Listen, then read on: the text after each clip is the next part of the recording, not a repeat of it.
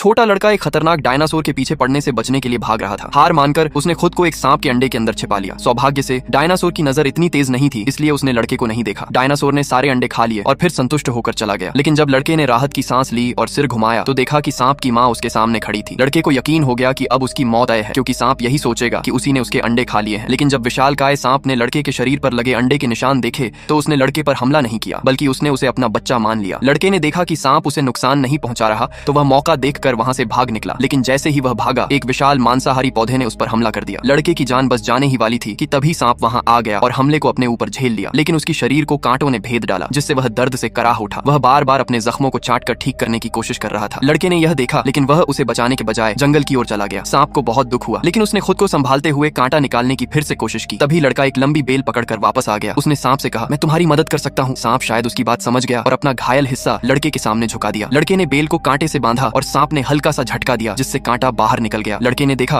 कि सांप ने उसकी कई बार जान बचाई तो उसे अपनी माँ की याद आ गई, जो हमेशा उसे बचाती थी। उसने सांप से पूछा, क्या तुम मेरी माँ को ढूंढने में मेरी मदद कर सकते हो? सांप उसे छोड़ना नहीं चाहता था, लेकिन फिर भी उसने जोर से दहाड़ लगाई और लड़के को उसकी माँ के पास छोड़ दिया। इसके बाद वह दौड़कर वापस गया और डायनासोर से लड़ने लगा, ताकि माँ बेटे दोनों वहां से सुरक्षित भाग सकें।